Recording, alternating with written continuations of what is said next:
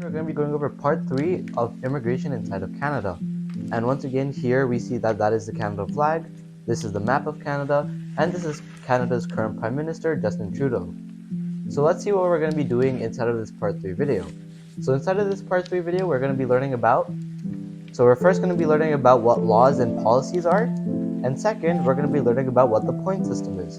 And just for a little reference, the point system is just for the economic class, and we're going to be seeing a little bit more of that later on. So these are the two topics that we're going to be covering inside of this video.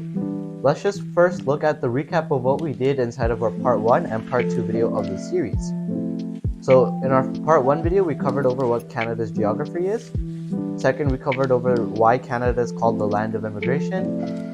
Third, we covered why Canada immigration is important, so why immigration inside of Canada is important. And then in our part 2 video, we covered over the IRPA Act, or otherwise known as the Immigration and Refugees Protection Act. So these are just a quick recap of what we did in our previous videos.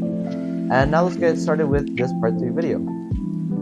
So first we're going to be covering over what a law and a policy is. So we're going to be showing the difference between both of them. So a law is a rule made by a particular country or a community that is enforced by the courts. And on the other hand, a policy is a plan of action that helps achieve the objectives of a law. So we're going to be looking at two examples for both of these in just a little bit. But in a short summary, a law is basically just a rule that everyone has to follow and it's enforced by the courts. And a policy is a plan of action that helps to meet the objectives of what the law is requiring. So let's first see an example of what a law is first. So our first example is the immigration law. So the immigration law states who is allowed inside of Canada. The immigration policy sets the procedures for evaluating immigrants. So that means how many people are allowed into Canada each year. So we can see that the immigration law states who's inside of Canada, and our policy sets the procedures for allowing what type of immigrants to allow. For example, we could have the economic class or the refugee class. So this is just our first example of a law and a policy. And let's go over a more general and more easier to understand example 2. And for this example, we're going to take the distracted driving law. And the distracted driving law is the objective of the law is to prevent car accidents and ensure the safety of the public. And the policies, so the plan of actions to meet this, some policies that could help achieve the objective are increase awareness of the consequences for breaking the law. So this could just be by adding tickets, or for example, a speeding sign would also be a policy because that could set a procedure so that people wouldn't be driving in extra speed. So that will also prevent car accidents. And now let's go over the point system. So the point system is a policy that lists the criteria Canada uses to decide who to accept as our economic immigrants. And this is an example of some immigrants that are coming into Canada. And also the point system dates from 1967 and applies only to the economic class immigrants. So basically, in summary, the point system has a list of criteria that's only for the economic class immigrants, and it basically it decides who to accept as the economic immigrants. So there's a list of criteria that you have to follow, and if you pass a certain amount of criteria list, then you're going to be able to be accepted as an economic immigrant. So let's just see what this list consists of. Selection criteria for skilled workers, or otherwise known as the economic class immigrants. So first of all, the criteria is going to be on the left side, and the points that you get for each criteria is going to be on the right side. And that's the max points that you can get from that certain criteria.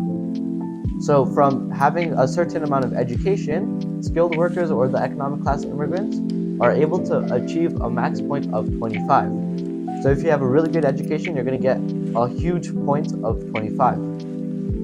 For the language ability, so for language ability, you get points of 28. So that is a lot. So if you have a good language ability, then you get a lot of points as well. For next is work experience. So if you have a lot of work experience, then you're going to be able to get a max of 15 points. The next one we have is age. So depending on your age, you're able to get a certain amount of points. So in this case, the max points is 12. And for next one, we have arranged employment. So if you already have arranged employment inside of Canada and you're not living in Canada yet, the next one we have is adaptability. And from this, you get 10 points. And basically, this means that if you're able to adapt inside of Canada's environments. And finally, the total maximum amount of points you can have is 100. So you're able to get up to 100 points. And to pass, the pass mark to achieve the economic class immigrant status is equal to 67. So the higher mark you get, the more chance you have for entering the skilled workers category or the economic class immigrants. So let's go furthermore into economic class. So immigrants in the economic class must also, so after you pass the certain amount of 67 points that you need, you also must be able to submit a formal application. You also have to pay an application fee for registering in this economic class, pass a medical exam, so to make sure you don't have any health issues or anything. And next, you're going to need to pass a security check that shows you have no criminal record and you are not a security risk. And finally, all this information is according to the CIC, or otherwise known as the Citizen and Immigration Canada.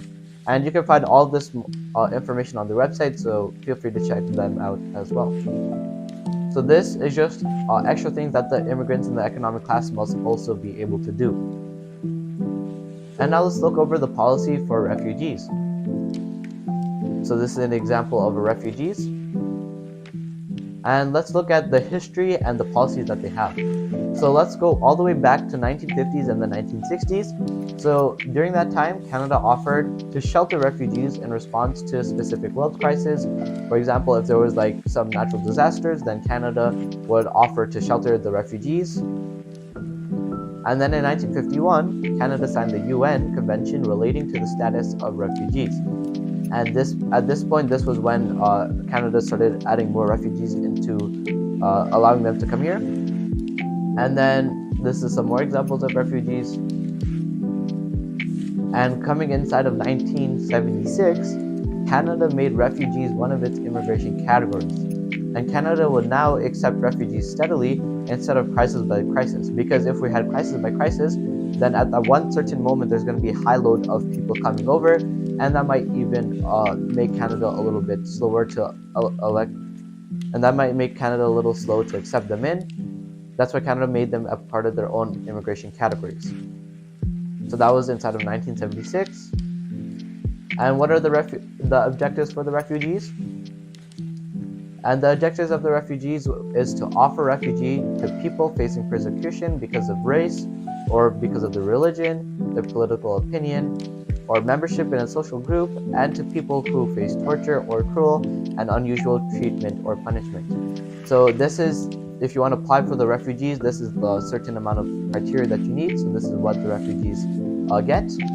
And furthermore, also for the refugees, we're also trying to save the lives and offer protection to the people who are displaced and persecuted inside of their own countries or homes, and to fulfill and affirm Canada's international commitments, and also to protect refugees. So these are all of the objectives that we have for the refugees, and this is basically also the policy that we have for the refugees.